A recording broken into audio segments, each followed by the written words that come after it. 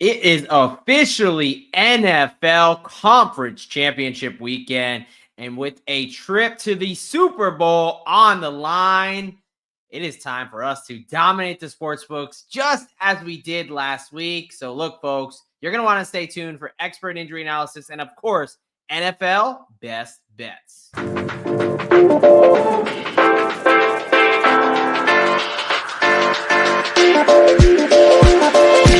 Here we go.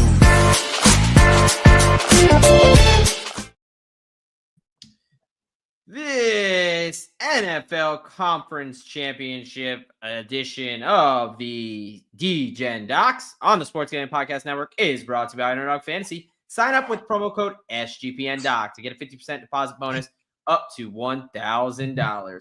We're also brought to you by Rhythm, the leader in data-driven picks and props. Get your 7-day free trial today by going to sportsgamblingpodcast.com/RITHMM.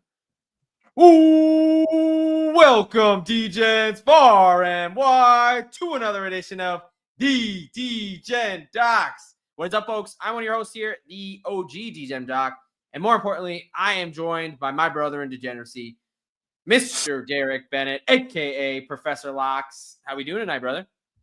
Doing okay. What's up, brother? How? Hey, let's go ahead and get this party started. I would like to raise a toast, and I'm going to do it by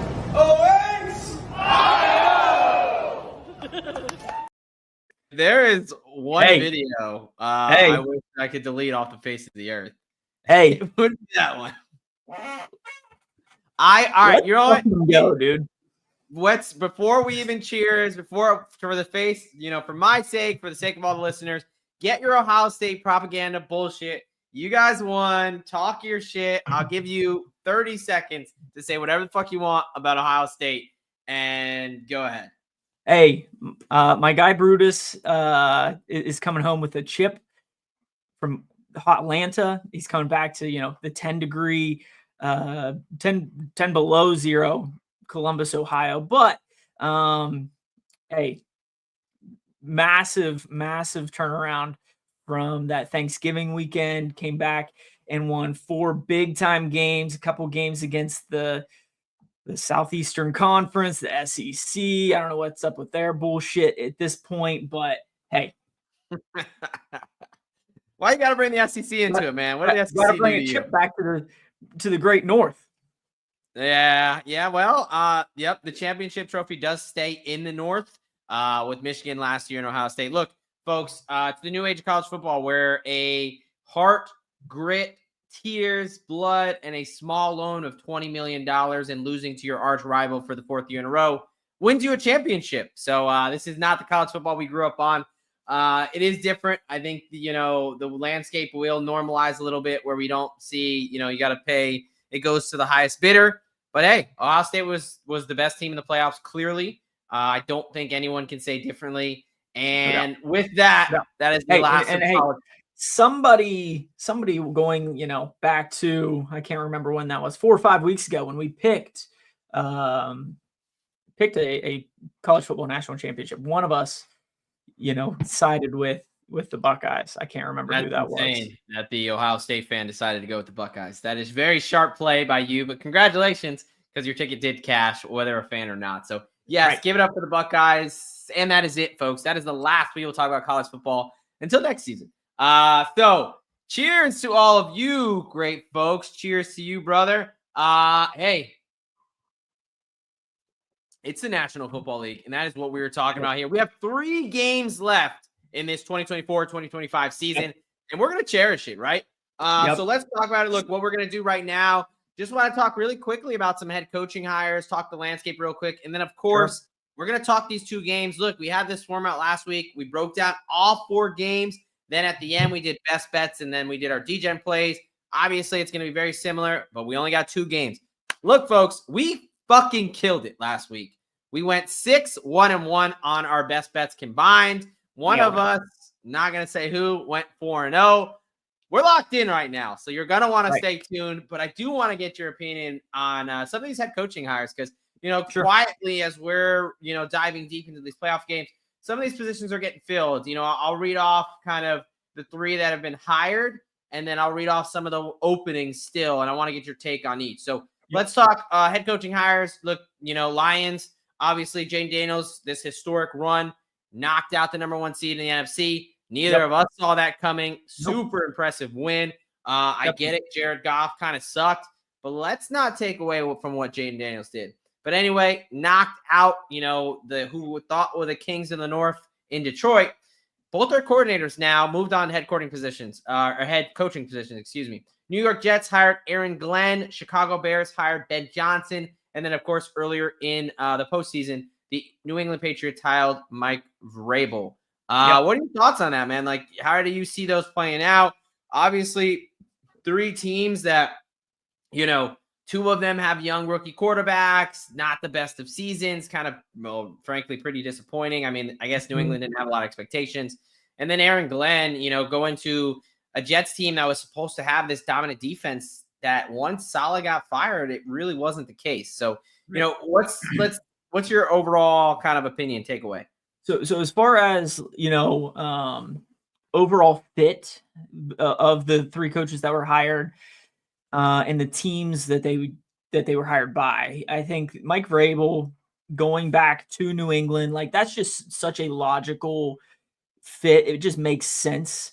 And I think from a standpoint of a leader of men, it doesn't get much better than Mike Vrabel. Like, he is a culture setter, and he knows exactly what that culture was in New England when they were winning conference championships, winning Super Bowls, all of those years with Bill Belichick. I think he's going to try to bring that back to New England.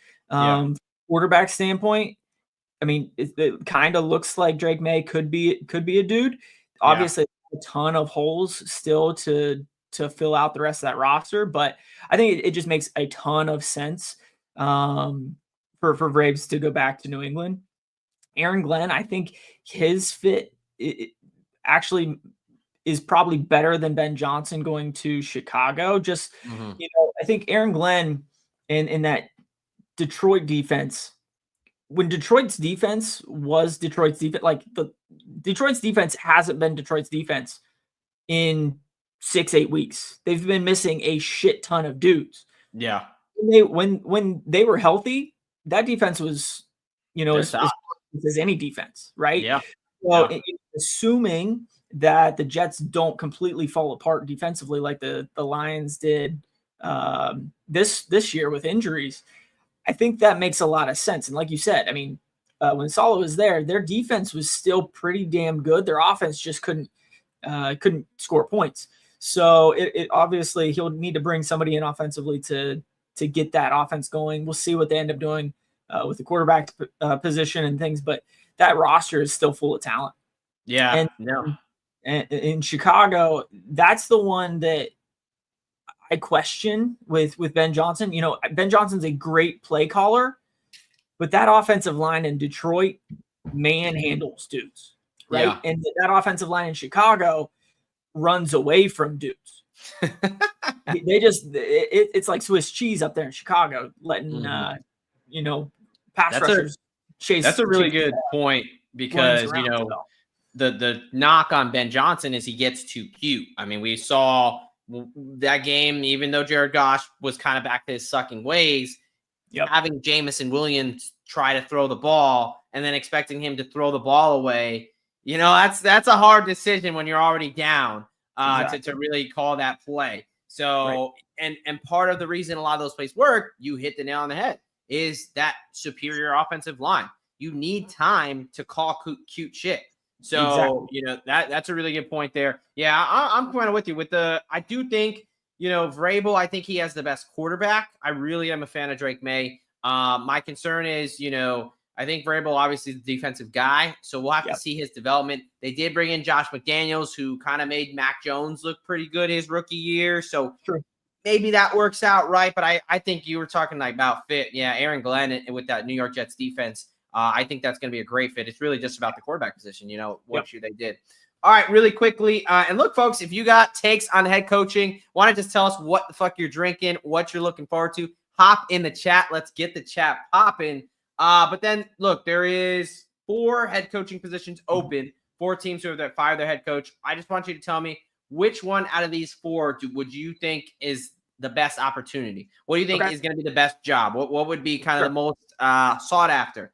So Dallas, Las Vegas, Jacksonville, or New Orleans. If you were a head coach, which team would you want to go to with what roster and why? I really don't like any of those options, to be honest. Roster-wise, it's hard to go away from the Cowgirls. It is, I mean, the Jags, I think they do have a lot of pieces there.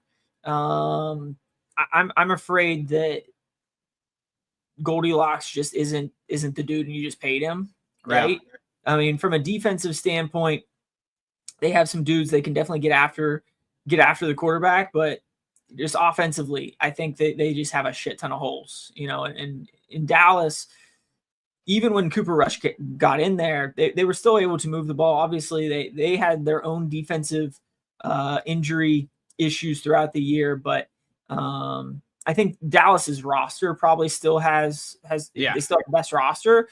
Do you want to deal with Jerry Jones and that's the biggest whole thing. situation? I think that's the big downfall with Dallas, in my opinion. Yeah, I agree. I think it has to be Dallas, right? Again, assuming that you do want to deal with the Jerry Jones type bullshit, but the Dallas, they have the quarterback, right? I think he is the most proven quarterback out of any of those options. Derek Carr, Trevor Lawrence, Gardner Minshew, or Aiden O'Connell, right?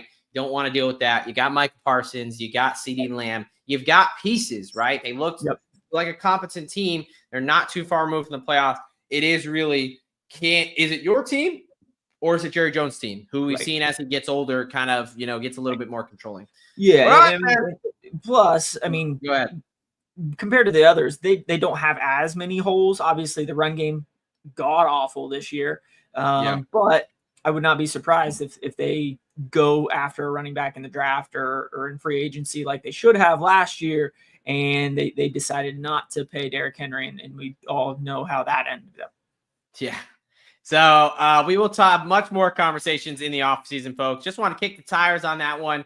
As some of this news is dropping, and we only got the 2 games today, so we had a little bit extra time at the front end. But it is time to talk NFL Conference Championship. And in honor of the big games from now until the Super Bowl, February 9th, for those who are not tracking, 15% off everything in the SGPN merch store with promo code Big Game. That's right. All one word, BIGGAME, all one word, all capital, promo code Big Game. Don't worry, that will be in the show notes in the description. Get shirts like this where you tell you to not fade the fucking troops, especially this one who was 4-0 best bets last week. So hopefully you took some advice there. A lot of cool shit there. Jake does a great job with the merch store and 15% off. Who doesn't love a deal? All right, man. You ready to talk ball? Let's roll.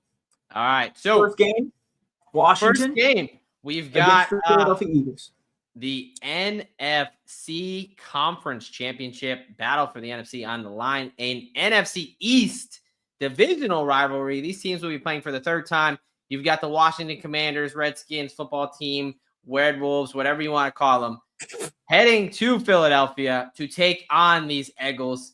Eagles laying 6 at home, -112. Washington catching 6 points on the road. They are plus 230 on the money line. Eagles -285 going the other way. Over-under sitting at 47.5. This game is played Sunday at 3 p.m. We'll talk a little weather because last week weather mattered. That definitely played into our handicaps in a couple of these games. Look, it's going to be mid to high 30s, some mild wind, no participation, no snow expected.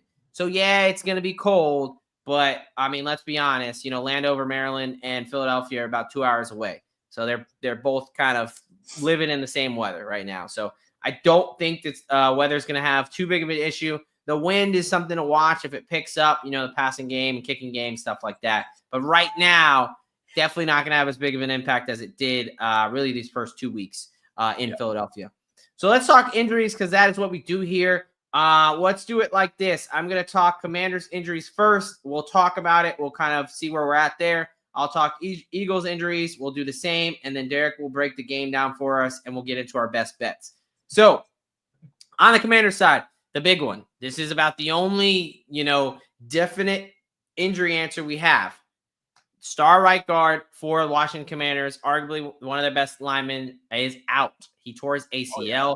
Not only is he going to be out this game, he's going to be likely out for most, if not all, of next season. Typically a 10 to 12-month injury timeline, usually depending on if it's just the ACL or if there's any more structures damage, which there typically is. So he's gone.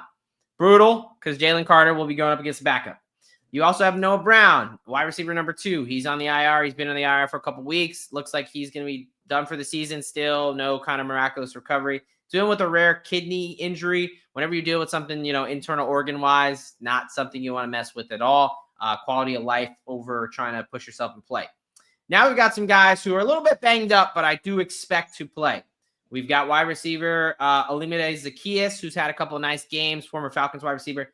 Dealt with a groin injury, kind of in and out of the game last week. Actually only had 2 targets, no catches, no anything there. So kind of a no-show. Limited practice this week. The one thing for the Commanders, they do come off 8 days of rest, having to play in the Dome against Detroit, whereas the Eagles only are coming off 7 in that kind of snowy game there. So I do expect Zaccheaus to play, but I think he will be a little bit limited with the groin injury there, especially cutting, kind of lateral mobility. Zach Ertz, he's going to be good to go. He had a concussion check.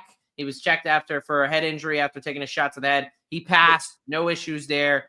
100% good to go. The 2 guys who are not practicing, Bobby Wagner with his ankle and Daron Payne with his knee and his finger.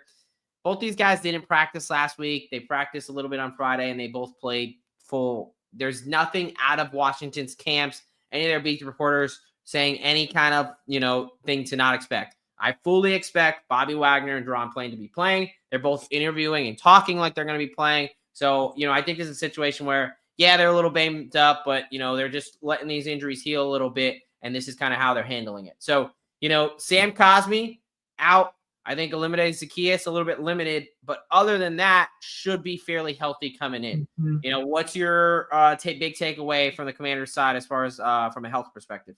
Yeah, I mean, the Cosmi injury is definitely the big one. I would definitely say that he is their best offensive lineman, and you're going against one of the best defensive tackles in all of football, in Jalen Carter. So definitely a huge loss there from a wide receiver standpoint. Outside of Terry McLaurin, Jaden Daniels kind of, facilitates to a bunch of different wide receivers. I don't know if Zaccheaus will be a huge loss, right? We expect him to play, but definitely a more limited role. The right guard Cosmi, he's definitely a big loss for them. Absolutely. The probably the biggest injury right now as we're talking. With the Zaccheaus thing, De'Ami Brown has been a guy who stepped up. Jamison Crowder is a veteran who kind of got some reps in there, some catches last year. I agree with you. Terry McLaurin, Ertz, Eckler, I think those are some key pieces of the passing game. Everybody else, you can kind of just fill in, and Daniels will make it work, right? Heading over to Philadelphia. This is an interesting one, right? We've got some the 2 big ones that we knew from last week, and then we got a couple surprise ones. So let's get into this here. Quinyon Mitchell, really, really, really good rookie out of Toledo, playing super well for them. We saw Isaiah Rodgers have to come in. There was a definite drop off from that position.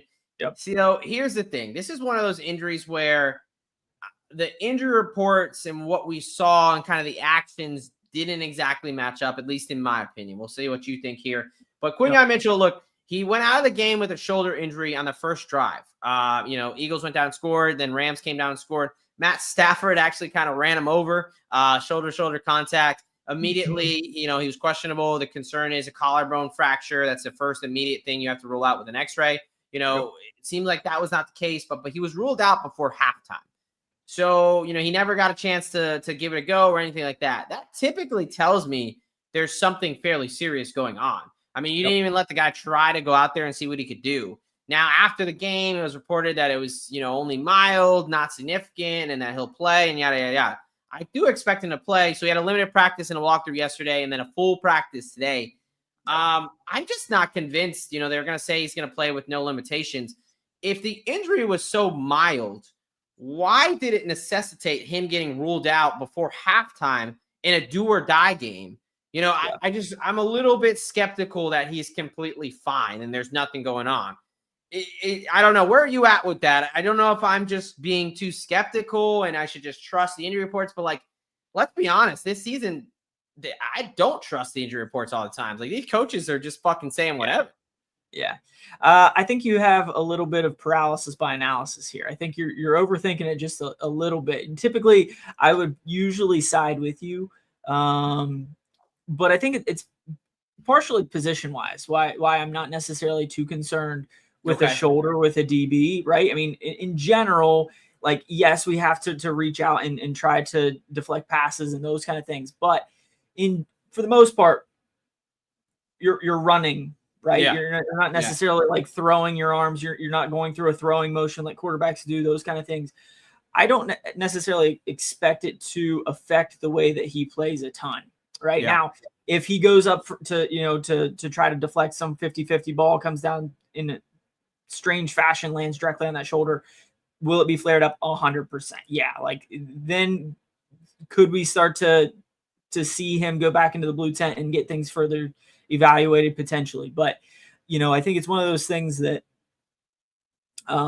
especially with the shoulder, there's just so many intricacies with the shoulder, and sometimes it is kind of hard to assess. Like you were saying, I'm very surprised that they didn't at least try to give him the go, after halftime. But, I think it could have been partially game script at that point too. Like, the Eagles were starting to get that boa constrictor type mentality out and just pound the rock with Saquon.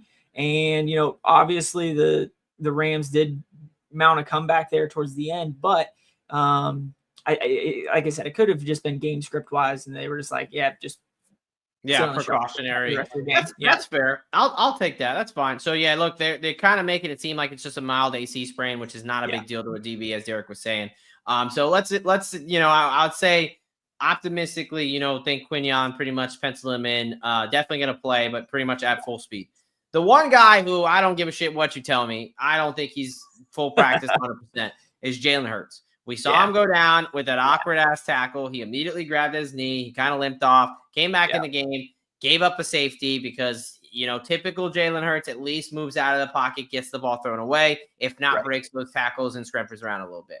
So, limited practice yesterday. Yesterday, they just did a walkthrough. Doesn't mean shit. Today, they had their first real practice. They was listed as a full practice.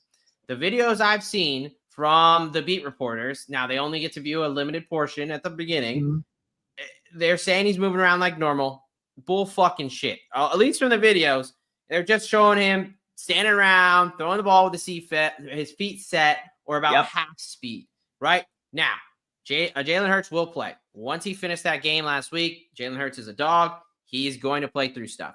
What we need to figure out is he going to be closer to 60% or is he going to be closer to 90%? Because that makes a world of a difference, right? Sure. So mobility-wise, MCL, I've heard, meniscus, PCL. It's kind of tough to say exactly what's going on. It was a very awkward mechanism. He almost looked like he could have got a high ankle sprain. Thankfully, his foot kind of got out of there. But they are saying it is his knee, so we'll call it a knee sprain for now. I want your opinion on this one, and then we'll kind of pick up the speed here. But just because it's such a big injury, if you had to say, all right, Jalen Hurts, we know he's going to not be 100%, but we know he's going to play. Where would you kind of put him? What are you expecting him to be able to do versus what's going to give him issues in this matchup? Yep, I think he's going to take that distributor role kind of to the next level and not necessarily use his legs until they get inside the 5, right? Mm-hmm. I think, obviously, he's a playmaker. He's a dog, like you said. He's going to scamper around a little bit, but I don't think he's going to look to run nearly as quickly as he normally does. Now, we saw, once the Eagles got down to the 2-yard line, 3-yard line, whatever that was, like they took it may have been the first 3 plays, at least the first 2 in that pistol position instead of their traditional brotherly shove or whatever, push, whatever we're calling that.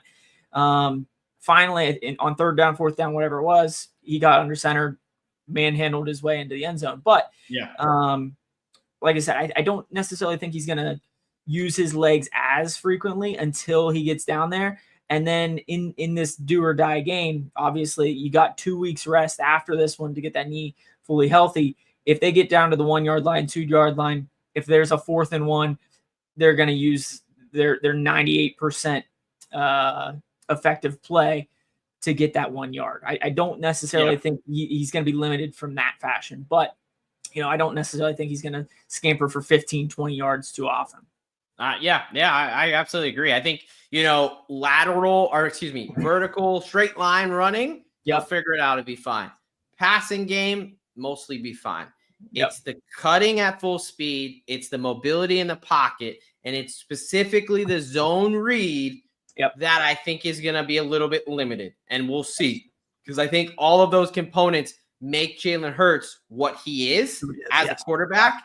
And that is going to change a little bit of the dynamics, right? So that's where I'm at with it. Obviously, we'll see where he's at tomorrow. I don't know if we're going to really get great video, and might not be able to really tell until this game kicks off.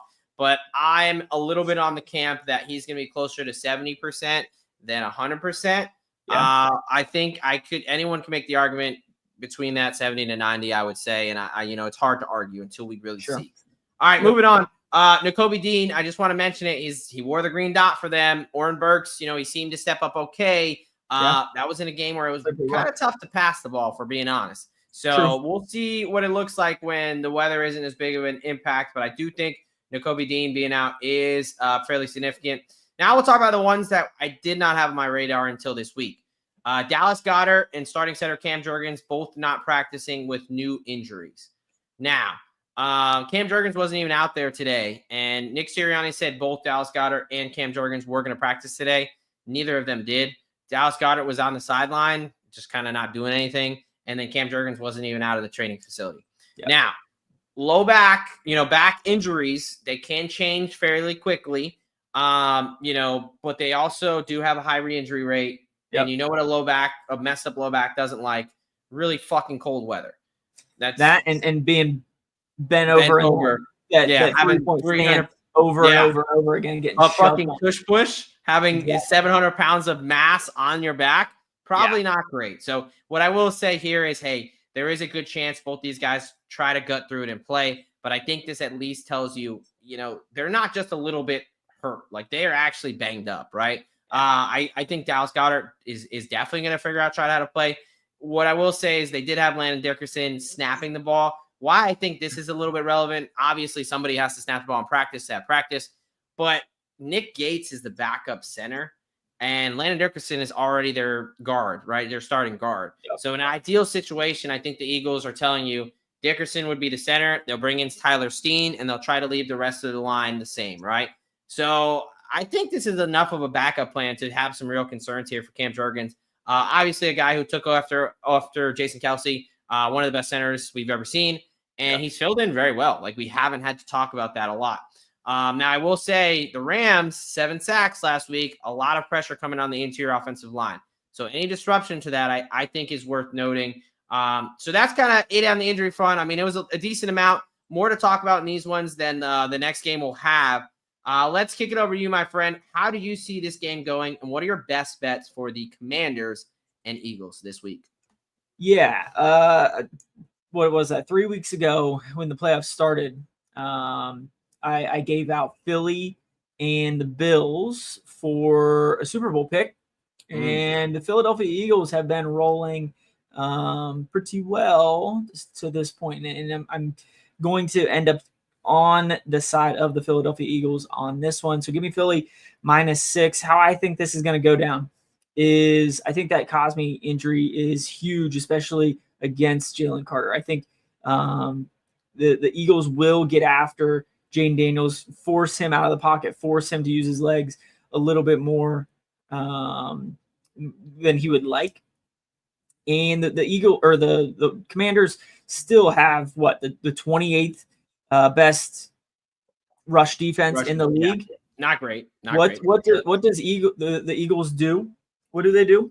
Just run Saquon over and over and over down your throat until you can't take it anymore. I think the Eagles get out to an early lead, and it ends up being similar to the Steelers-Eagles game a month and a half ago when, the Eagles take that 2-touchdown lead, and the second half just bleeds and bleeds and bleeds and bleeds, and Jayden Daniels doesn't get the opportunities to be that dynamic quarterback that he is. We've never seen a rookie quarterback take his team to the Super Bowl. I don't think Jayden Daniels is that special. Obviously, he's had a hell of a season, a historical rookie season. But at the end of the day, I think the Eagles are just that controlling of a team when it comes to the offensive side of the ball. And defensively, this is probably going to be the best defense that Washington has seen in the playoffs as well. So give me the Eagles -6. Give me Saquon Barkley over 128.5 rushing yards. I think he's averaged like 140 in the 2 games against the Commanders earlier in the season. Obviously, this is the third time playing. Give me Zach Ertz, 4+ receptions at -130. I think, like I said, Jayden Daniels is going to be forced out of the pocket. He's going to have to get rid of the ball. Zach Ertz is that outlet for him because, like you said, weather probably won't be as big of a factor in this one. I don't think they're going to have to resort to running the ball. So give me Jayden Daniels over 32.5 pass attempts. But once they do get inside the 5, Brian Robinson, anytime touchdown at +185. Other than that, I do think that Jalen Hurts' injury is going to limit him a little bit. So I stayed away from a lot of Hurts stuff in the passing game and rushing game. And passing wise, it's kind of been all over the place. Goddard's kind of been getting his in the playoffs. Brown hasn't done a whole lot, but I could definitely see this being an AJ Brown game as well. So I stayed away from a lot of the Eagles props. Yeah, I can agree with you definitely on some of these props. I do like Brian Robinson. I will talk about him in a second. Jordan Daniels and Ertz, Eckler. But this is fun because I absolutely disagree with you on game side. And look, yes, Giants fan. I really don't like both these teams, but I really fucking hate Philadelphia. Okay, get it, great. But here's what I think is the biggest thing. Absolutely, Sam Cosmi injury. It's a big deal. Jalen Carter is really emerging as one of the best defensive tackles in the league. He essentially sealed the game for them with that sack on Matt Stafford on 3rd and 2. Although I don't know why the hell Sean McVay did not run the ball in that situation. Story for another time. But I think Jalen Hurts being limited is a bigger injury because what makes this Eagles rushing attack so prolific is not only Saquon Barkley, not only the offensive line, it is the fear of Jalen Hurts pulling the ball in the zone read and running for that 44-yard touchdown to lead the game last week. I don't think he's going to have that same ability. I think he's going to have limited mobility. He's going to be on an elevated re-injury risk. So if he really wants to start playing that game of pushing it and taking these hits, good luck, man. I don't really see that happening. Now, the first game these two teams played, yes, it was a tight game. Then Philadelphia did what they do. They pulled away late with the run game. I get it. Hurts was healthy. You had to fear both guys in the running game. The next game where Hurts got knocked out with a concussion, Saquon got his, but in the second half, they were able to bottle him up because they did not have to worry about Hurts' legs. And I think we're going to see a lot similar of a game. Other differences, no Jonathan Allen. He's back. Marshawn Lattimore, he's healthy. And Jayden Daniels, that first matchup, his ribs, we talked about it. He did not look right for a good stretch until after the bye week when his rib injury healed up. He's back to effectively using his legs and picking apart defenses. I mean, he put up 36 on this same Philly defense that had Nakobe Dean on it, right? So, and not a banged up Quinyon Mitchell, a fully ready Quinyon Mitchell, right? So I do like Washington +6. I think they keep it close, and I'm going to take them on the money line. I ultimately think they do pull it off, whether it's +230, +225, whatever it may be. I am on the dog this week. I do think Jayden Daniels is that special. I hate to admit it because the Giants are going to have to play him a shit ton, and we have nobody for a quarterback. But I think it's a combination of this team Great scheme right now with what they're doing. They're able to keep drives alive with these fourth downs, and he can use his legs effectively. Who are they going to put on him? Oren Burks or Zach Bond? Like, Nakobe Dean was the guy, your speed linebacker, who you can spy on. Like, I think that really is going to cause them some trouble there. And ultimately, I think Hurts' injury is going to really impact them, especially if you don't have Cam Jurgens. I think that is going to be, Jurgens and Goddard play a big role in this running game. So I think that's almost cherry on top. I kind of picked this without even thinking Jurgens and Goddard were going to be banged up. I think the Hurts injury, the limited mobility, is a big enough impact on the running game that it's going to mess it up. What's up? So a couple of things. One, they did put up 36 against this Eagles defense at home. They're on the road now in this hostile Philly environment with all of these crazy Philadelphia fans. Two, as far as the weather goes, yes, we're not expecting snow. When was the last time Jaden Daniels played a game in sub 20 degree weather? Probably never. Probably never. There's no way he played in 20 degree weather at LSU, Arizona, and he played in a dome last week, right? So very, very few games have we seen Jaden Daniels in the cold, if any at all. Three, going back to Jalen Hurts, as far as like the whole risk of re-injury, I'm not expecting that to be much of a factor here. If he takes a hit, yes. Will it be tweaked? Yes. We're assuming, right? This is a ligamentous thing, a meniscus thing. It's a soft tissue thing. It's not a muscle thing.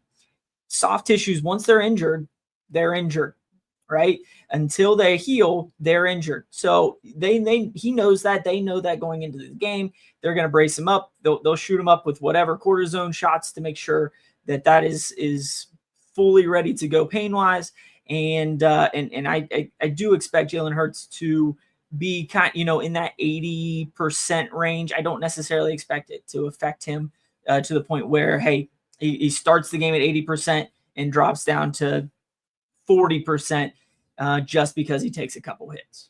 Yeah, that's fair. Look, I think the cold thing with Jane Daniels is a little overblown. I mean, they practice. They're 2 hours away from each other, right? I mean, when's the last time he's played in this weather? This week during practice. Like in the indoor facility. In the indoor facility. They're out. There's no way they're not practicing outdoors when they go to an outdoor stadium. So I don't know. I think that's a little overblown. We'll see. I get it, but it's not snow. There's no crazy winds. Yeah, it's 30. It's mid 30s, high to mid 30s. Like, it's football. He'll be fine. But all right, let me get to my props and let's move on because we're spending too much time on this game. The Eagles suck. So look, Jane Daniels over rush attempts 10.5. He's had 13 and 16 in his last two games in the playoffs. Again, he's healthy. He knows he needs to run. He's using his legs effectively. I like his rush attempts more than his yards because he goes for a little like 3rd and 2, 3rd and 1, 4th and 1. Like, he just kind of picks it up. He's not really scampering for long distances. He's kind of been very effective about not taking hits with his smaller frame. So, got to give him credit there. So I do like his rush attempts over the 10.5. I also like Brian Robinson. I like his rush attempts over 9.5. He's hit this in the past 2 games. I think in the last 5 games, he's only not hit this one time. 9.5 rush attempts for an RB1 is insanely low.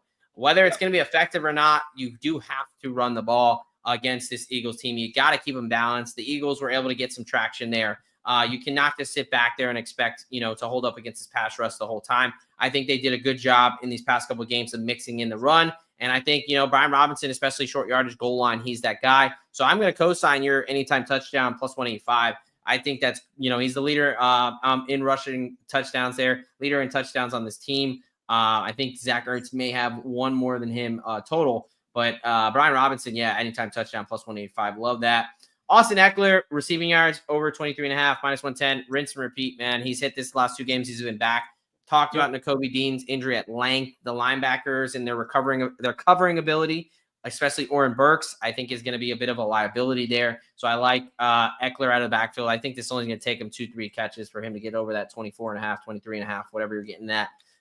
To finish up the Commanders, I like their sacks. As far as I think they're going to have a good opportunity to get some pressure here. I know it's not been their calling card, But look at the Rams. I mean, they just had 7 sacks against this super elite, superior Eagles offensive line. Interior pressure has been a problem, and Jonathan Allen is getting healthier and getting back. And Daron Payne, this was much thought of as one of the best D-tackle duos in the league. Now we may potentially be going up against a backup center, and now so it's Landon Dickerson. There's going to be some backups. The interior offensive line has struggled with some pass protection. Yes, Mailata and Lane Johnson have been great, but I think this pocket and Hurts' lack of mobility is going to lead to some sacks. Look, Hurts has been holding onto the ball way too long. He's been taking a lot of these sacks.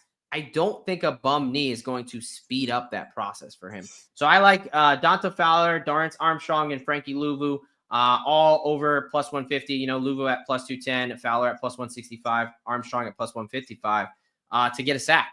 I do think they're going to be able to have some success because, you know, I think the Eagles offensive line is going to hold up a little bit. They're going to get a little pressure, and Hurts is going to, he's kind of been averse to throwing dangerous passes at this point. And I think that's going to come back to bite him a little bit, as we saw during the safety. And then I will co-sign your Goddard play over 30.5. Saquon Barkley, longest rush over 23.5. I hit this last week. It's just, he's going to break one at least.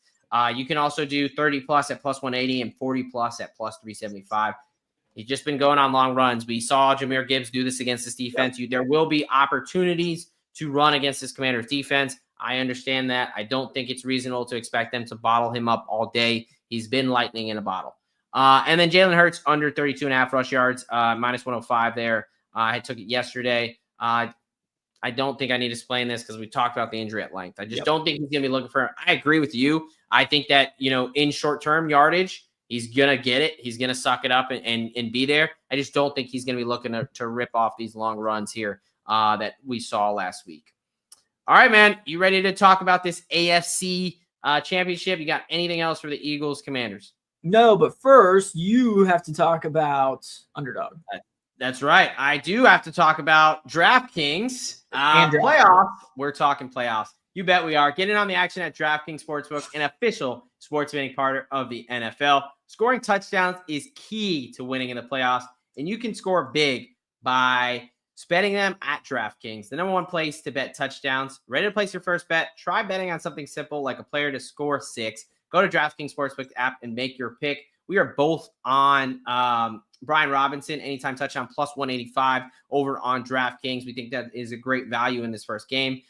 So get that over on DraftKings. New users, download the DraftKings Sportsbook app and use code SGP. That's code SGP for new customers to get $200 in bonus bets instantly when you bet just $5. Only on DraftKings Sportsbook. The crown is yours. Gambling problem? Call 1-800-GAMBLER. In New York, call 877-8-HOPE-NY or text HOPE-NY 467-369. In Connecticut, help is available for problem gambling. Call 888-789-7777 or visit ccpg.org. Please play responsibly. On behalf of Boot Hill Casino and Resort in Kansas, 21 and over, age and eligibility varies by jurisdiction. Void in Ontario. Bonus bets expire 168 hours after issuance. For additional terms and responsible gaming resources, see dkng.co/audio. Woo! All right, let's move it along here. I hope you took a little bit of a halftime refreshment break because we've got the other game. We've got best bets and Degen, and we're going to get out of here. I do love how we say there's only 2 games, so we'll definitely, keep it under 45, under 30 minutes. And oh yeah, there's only 3 games left in the season, man. I apologize for loving and wanting to talk football. So appreciate y'all hanging out with us here. Look, we're going to talk this Bills-Chiefs game. What an awesome, awesome game. There was that graphic of these teams playing the last 10 times. They each got 5 wins. They both got, 251 points for and points against, something like that. Like, they are deadlocked, man. But the Chiefs have had the better of them in the playoffs. So we will see. We've got the Buffalo Bills heading up, down to Kansas City there, Arrowhead Stadium. We've got Buffalo catching 1.5 on the road. Money line sitting at plus 105. And then we've got the Chiefs laying 1.5, minus 115. Money line at minus 125. Looks like over-under now is at 48.5. It was at 47 for a long time. 6:30 at night. This is supposed to kick off. Weather, mid-20s. Little to no wind. Yeah, it's going to be a little bit cold. It's going to be kind of freezing, but it's Buffalo. It's Kansas City. I don't think that's really, going to be much of a factor. It's just going to be cold, and all these players live in the fucking cold, so they're fine. Let's talk injuries. Let's start with the Chiefs just because it's super easy. Yep. Other than Mecole Hardman, who they decided to keep on injured reserve, even though he was practicing the past 2 weeks, which tells me it's almost like a healthy scratch. He's really been their return guy. And the young guy, Nico Remigio, he stepped up. I mean, he opened that game with a long return that set up a touchdown or at least a field goal, whatever, a scoring opportunity for the Chiefs there. It's crazy because this was a guy who he had the game-winning catch in the Super Bowl last year, folks. Like, he went from ending it, crowning the Chiefs, to now he's basically a healthy scratch. So NFL, life comes at you fast, man. But other than that, the team, everyone active on their roster is fully practicing. They are about as healthy as you could ask. On the Buffalo side, not quite. They're not terrible, but they would obviously like to be a little bit better off. Yeah. I will talk about the guys that are banged up, but I do expect to play. And then I'll talk about the one player who I do have concerns on if he'll make it out. So Christian Benford, starting cornerback there for the Bills, picked up a concussion the last play of the game on a kick, that onside kick return or recovery, I should say. Mm-hmm. Took a nice earhole shot there. Biggest news, he was a limited practice yesterday, which is a great sign. You just want a limited practice by Thursday to really kind of have a chance to clear. He's had now 2 limited practices. I think they're giving as much time as they can. I do expect him to have a full practice and clear tomorrow. We've got linebacker Matt Milano, who picked up a little bit of a hamstring injury, kind of one of the last plays of the game. That last drive, he kind of wasn't out there the last couple plays. It seems to be minor. He had 2 limited practices. I think he will definitely give it a go. A little bit of re-injury risk here. Hamstrings are tricky. So you want to be a little bit careful, but I do expect Milano to play. And then Taron Johnson looks like he had what we call a shoulder subluxation, which is essentially a mini dislocation, not a full dislocation. Partial. Didn't fully prop out. Yeah. Better word, partial dislocation. Yes, his labrum is probably going to be a little fucked up after the season, but he's going to play. He's wearing a brace at practice. He's going to play with the brace. If he takes a hard shot to the shoulder, it's going to hurt like hell. But he should be able to push through, not have a massive impact. Kind of like Derek was saying, he's a defensive back. The shoulder, I don't think it's going to have a huge effect on his ability to play. Sticking his nose in there is going to hurt a little bit, but I think he'll be able to tough it out. Really, the biggest one is Taylor Rapp, safety Taylor Rapp, former Los Angeles Ram. He got carted off the field last week, and then he was labeled as day-to-day by Sean McDermott, but he hasn't practiced for 2 straight days. So mixed signals all over the fucking place. Another reason why this coach speak is a little bit hard to believe with day-to-day, week-to-week, whatever. But no practice yet. We'll see about tomorrow. Obviously, if he doesn't practice tomorrow, I think we can write him off. I'd call him closer to doubtful than questionable at this point. It is the playoffs. It is kind of the kitchen sink for everybody. So maybe he tries to give it a go. But in reality, I think we're going to see rookie Cole Bishop out of Utah have to step up and be a starter next to DeMar Hamlin. So, why don't we just get right into it? You tell me how you think this game is going to go. Obviously, the Bills a little bit more banged up, but hopefully at worst, they're just missing one guy on their defense. Yeah. Like I said, towards the start of the show, I gave out Eagles, Bills, Super Bowl. I got to stick with the Buffalo Bills, man. And part of it's because, I gave that out and I want to stick with my guns here. But Kansas, let's talk about Kansas City. They were pretty damn lucky to even get here last week, if we're being honest. They were definitely given every opportunity to win. I know you're not talking about the NFL officials, not of this great league. Yeah, not the defense, man. Yeah, and part of my analysis last week to take Houston was, I'm afraid that Kansas City, we just expect them to be able to turn it on, and they kind of sort of didn't last week. Yeah. Like they won just like they have all season. What was who was the one team that actually beat them in the regular season? That was Buffalo. It was the Buffalo Bills. And I think, injury wise, Buffalo was dealing with some stuff back when they played Kansas City the first time. I don't necessarily think there's a whole lot different there. I think these teams are basically the exact same teams that they were 2 months ago when they played, and we saw that outcome. So Give me the Buffalo Bills on the money line. I'll take the 1.5 points, but the vast majority of my money is going to be on the money line for this one. As far as props go, I'm kind of all over the board because, from a Kansas City run game standpoint, we still haven't figured out exactly who's getting the carries when in terms of Hunt and Pacheco. I do think both of them will get their opportunities. I think it will be kind of a 50-50 split.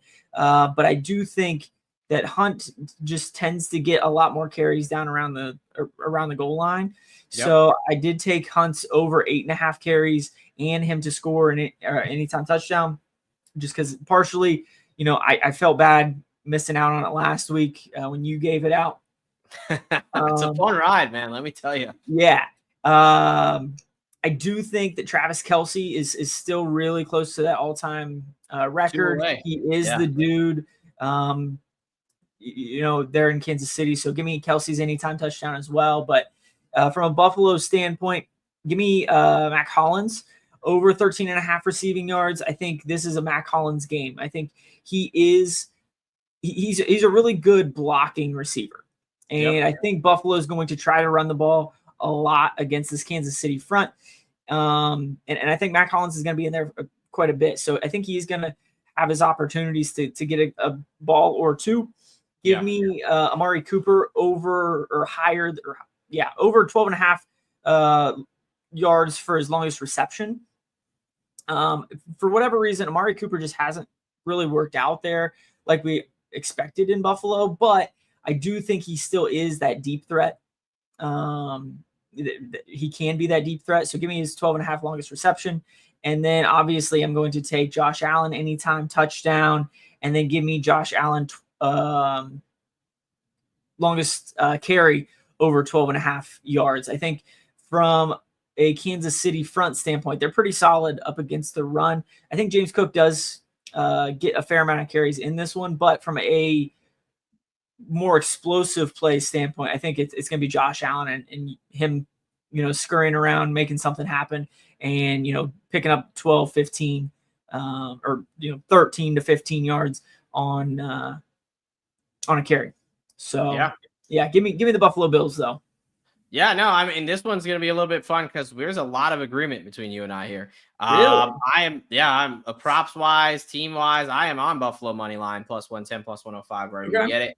I'm not even going to take the plus 1.5. I'm going for the money line. I think Josh Allen and the boys do it. And you've talked about all great reasons. Chiefs just eye test have not looked good. They were fortunate. My biggest thing, honestly, in this game, as much as Josh Allen versus Patrick Mahomes, the Bills are a run-first team.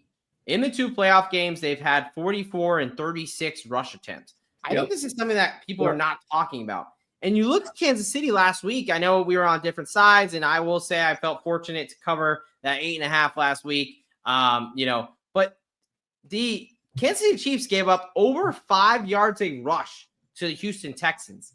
With the Texans offensive line that, they're not very good. They've had the Bills offensive line, meanwhile, they were very good, and they bring in that 6 offensive lineman and Alec Anderson, and they run the damn ball. Whether it's Josh Allen, James Cook, Ray Davis, Ty Johnson, they run the ball. And I think if you want to beat this Chiefs team, you got to push them around. You got to limit opportunities for Patrick Mahomes, and you got to turn him over. He had 2 interceptions the last time they played. I think Taron Johnson, Rasul Douglas, and Christian Benford are solid pieces. There. So I do like the Buffalo Bills to get it done. I think that they are the better team. And I think that because of their running game, they're going to be able to stymie a little of this Mahomes magic. So as much as I do like Josh Allen, I think it's great that he's on our side. I think it's the running game, and I think it's the offensive line pushing around this Chiefs defensive line that doesn't have a lot of depth. We already know Chris Jones is not able to play all the snaps. He's got to go on the sideline for some breathers. Some of these longer drives, 3 yards in a cloud of dust, I think it's going to take a toll on the Chiefs. So give me Buffalo as well. Props-wise, I will just co-sign a bunch of yours at first and then talk about the ones I differ on. Kelce, anytime touchdown, absolutely agree. He's 2 away from Jerry Rice's record. I do think, they are going to be able to put up some points. The Bills defense, I think, is a little bit of the lesser unit there compared to their offense. And then, Kareem Hunt, he's been my guy. He was my guy last postseason. He's my guy this postseason. He cashed beautiful anytime touchdown for me last week, and he's plus 180. His number got better. I mean, Kareem Hunt, he's other than Travis Kelce, he is the leading, he's the leading rusher as far as rushing touchdowns. The guy is their goal line back. It's the playoffs. They're not going to mess around with the Carson Steele, Samaje Perine. Like, it's going to be Kareem Hunt. So, I agree. I like him anytime touchdown. I like his rush attempts that you gave out. I like, combined yards, rushing yards. I think Kareem Hunt is going to have a little bit of a day. I'm also on Josh Allen rush attempts and anytime touchdown. That's just too easy. The ones that I want to talk about a little bit, Khalil Shakir is a guy who's been the kind of the number one guy for the Bills. He's been the most consistent. So I just like his over 55.5. I also like Xavier Worthy. I think if somebody's going to pop in this game for some explosive plays, I think it's going to be the rookie out of Texas and Xavier Worthy. We talked about Taylor Rapp potentially not being on the field. So we're going to have DeMar Hamlin and we're going to have a rookie on kind of at the top of the defense, right? I think the one guy who can take the top off this defense is Xavier Worthy. So the way I'm playing him is 20 plus receiving yards, reception. So longest reception, 20 plus, minus 105. And then 30 plus is plus 350. He's going to be their deep shot guy. So I like him. There. So I like that there. The other one's Dawson Knox, over 13.5 receiving yards. Kansas City very bad against the tight ends. I do think that he's going to, get involved a little bit. He had 40 yards and 4 catches last time these two teams played. James Cook, rush attempts, 15 plus at plus 115. I talked about it. They've rushed the ball 44 and 36 times in the last 2 playoff games. I think they're going to need James Cook to get going and lean on this run game if they really want to pull this off. And then Mahomes' longest rush over 12.5.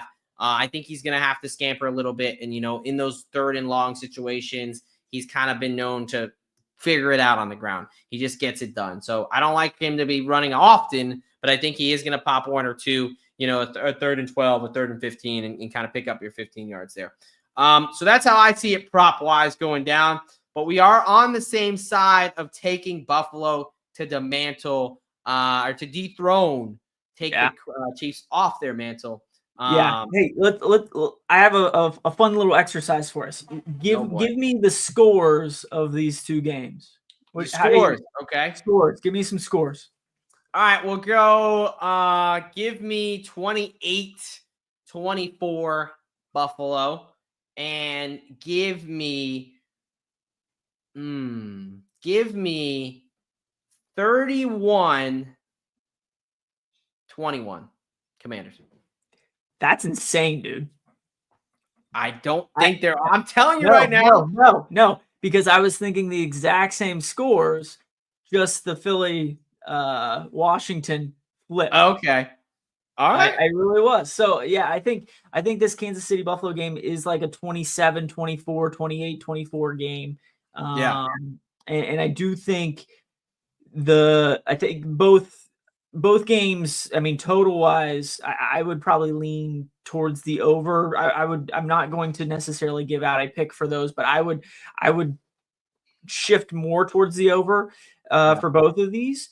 But I think 27-24 for this Kansas City Buffalo game, and then 31 for the Eagles, 20 for the Commandos.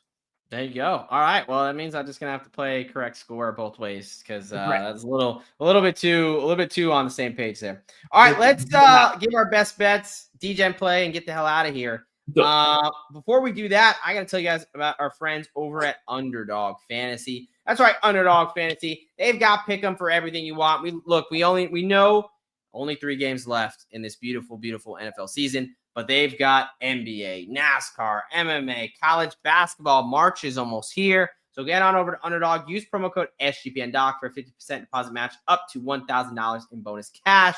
And we love Underdog so much. We're giving out our Underdog Pick'em of the week here. We will quickly go through this here. We got Austin Eckler higher than 45.5 rush receiving yards. He's hit this in the last 2 games. I think he can get there on the ground or through the air. He's a good change of pace from Brian Robinson. And we talked about, those linebackers with no Nakobe Dean. Going to have a little trouble covering him out of the backfield. He is a true weapon. And then Noah Gray, higher than 1.5 receptions. We saw Mark Andrews and Isaiah Likely get off against Buffalo. both Kansas City and Buffalo, not great against the tight end. Noah Gray, he had 3 catches for 13 yards last week. We just think that whether it's a dump off or any type of situation, he had 2 touchdowns last time he played Buffalo. So you like to use him in the red zone a little bit. So give us Austin Eckler higher than 45.5 rush receiving yards, and Noah Gray higher than 1.5 receptions. $15 pays out $41.5. And I want to tell you about our friends over at Rhythm. That is right. SGPN's partner, Rhythm, is the #1 AI-powered sports betting platform that helps provide bettors of all levels the ability to build custom predictive betting models in seconds. Build your own model, copy one of the top performing models from the leaderboard, or have Rhythm build a model for you. If the NFL playoffs haven't been going your way so far, Rhythm will help you turn things around. With 3 games left, the 3 best of the season, Rhythm's AI-powered predictions for prop bets and game lines will set you up for success through the Super Bowl. Claim your 7-day free trial today by going to sportsgamblingpodcast.com/rhythm. That's sportsgamblingpodcast.com/RITHMM. And don't worry, folks, if I spoke fast, it'll be in the show notes. All right, my friend, we're wrapping up the show, and the way we do that is we talked for about an hour. We talked about these 2 games. We talked in depth about the injuries. We talked about how we see this going. We're breaking down our 4 best bets for the weekend. Again, 6, 1-1 last weekend. Let's continue the hot streak. I will lead us off here. Brian Robinson over 9.5 rush attempts. He's hit this number again, 4 out of the last 5 games. He is their RB1, especially in short yardage and around the goal line. I understand, yes, the Eagles' defensive line is good. However, outside of Jalen Carter, I don't think they're this dominant run stopping group that you can't run against, right? You have to mix it up. You cannot become one-dimensional. I think he's going to get easily 10 or more carries. Again, we talked about him near the goal line, short yardage, and just having to mix him in. So I do like Brian Robinson. I just think that's entirely too low of a number there for him not to get double-digit carries. Washington, +6, Buffalo money line. Spent plenty of time talking about why I like those 2. I just feel great about Buffalo, and I think Washington, I think they win the game, so why not give myself the extra 6 points of cushion? And then Kareem Hunt. I had to put Kareem Hunt on here. He's been my guy. He is the Kansas City Chiefs goal line back, and he was +162 last week. The books are giving us more free money. I absolutely love Kareem Hunt to punch it in the end zone here. Yes, I am on the Bills. I think it's crazy to think that the Chiefs don't score at least, 2-3 touchdowns. So 1 goes to Kelsey, 1 goes to Hunt, and then it's all Josh Allen from there. So that is my 4 favorite bets for conference championship weekend. What say you, my friend? Yeah, let me take the Philadelphia Eagles at -6 at home in the cold, where Jaden Daniels has never played. Give me the Buffalo Bills on the money line. We've talked at length how we like the Buffalo Bills, how we just don't think that Kansas City is the full team that they have been over the last couple of years. Give me Travis Kelce, as chalky as that may be, to score in this game as well. And then Zach Ertz, 4+ receptions at -130. I think Jaden Daniels just has to dump it off. He is kind of his safety blanket there in the center of the field as his tight end. So the Eagles, the Bills, Kelce to score, and then Ertz with 4 or more receptions. Yeah, love it. I mean, I like 3 of the picks. The other one is going to lose because the Eagles are going to go down, and it's going to be great to see all their fans bitch and moan. All right. If we go 7-1 in our locks, I'll take that. I'll take it. I mean, hey, at least one of those. We will definitely hit one and definitely lose one. I can say that. We could go 7-0-1. That's true if we push, I guess. Yeah. Still would not be happy. But all right. Degen time, folks. And you are going to lead us off with these Degen only plays here. We have to end with a little bit of degeneracy. 3 games left. How can we get paid big this conference championship weekend?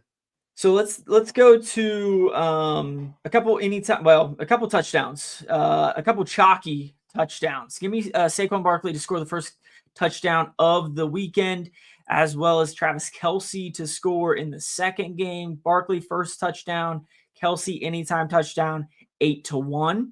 Okay. And then the other in the second game, the night game, the AFC Championship, Pacheco, Hunt, share carries basically 50-50.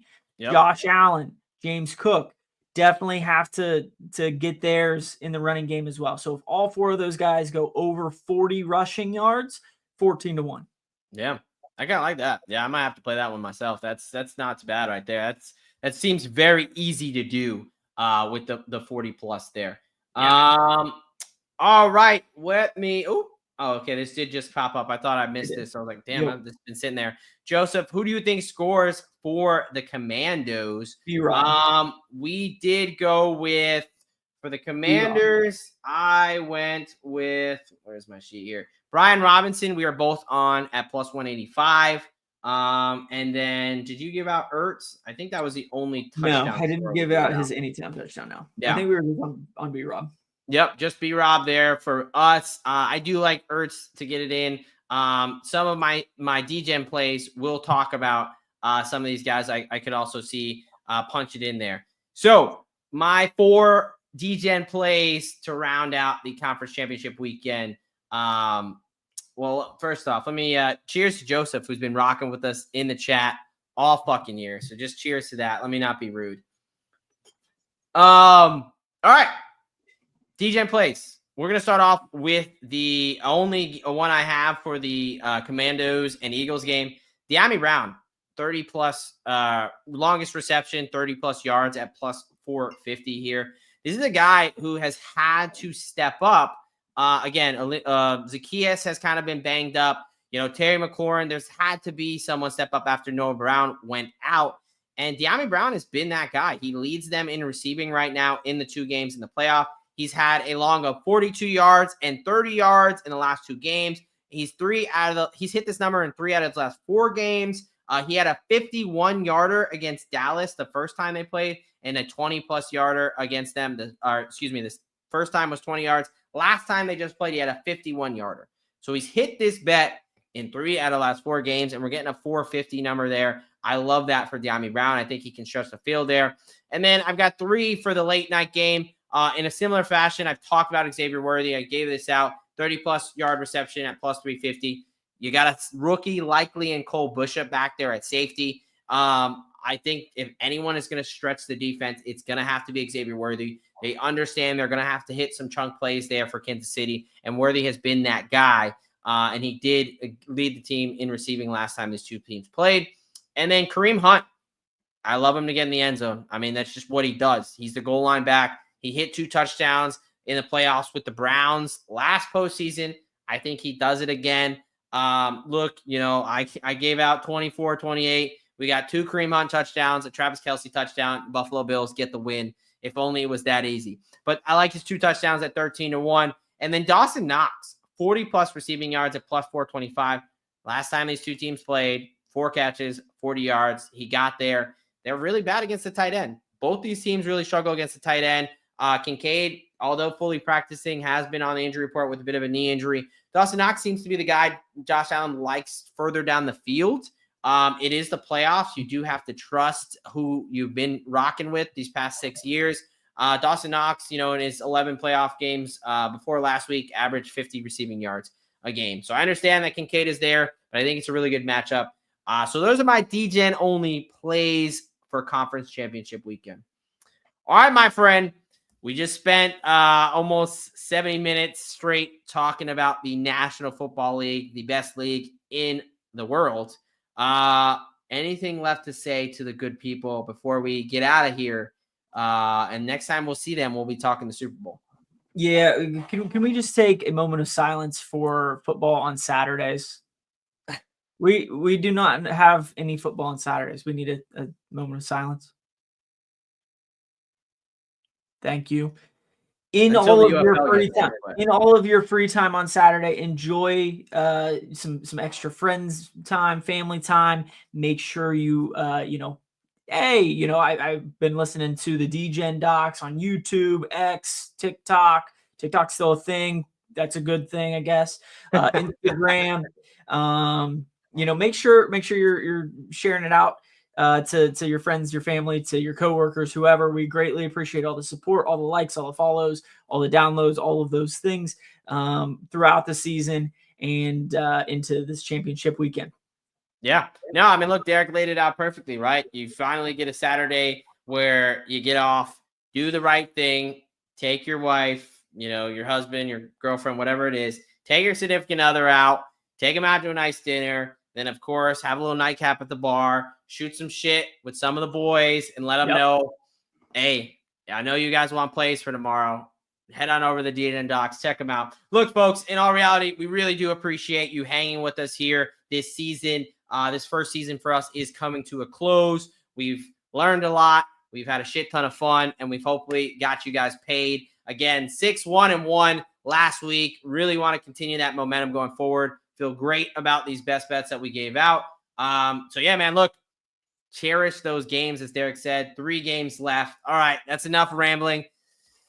Just holding on to the little bit of football that we have. So let's go ahead and get these good folks out of here. You know what they say, folks. A lock a day keeps the bookie away. And here at the Degen Docs, we've got your prescription.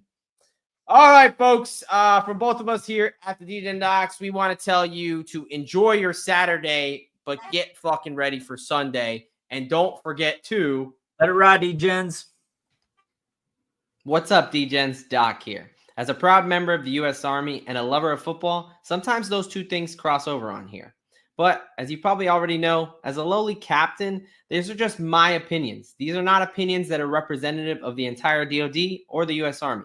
The same thing goes for any references to any commercial products or hyperlinks. Again, that does not constitute an endorsement from the DoD or the Army. I hope you enjoyed the show, and as always, let it ride, baby.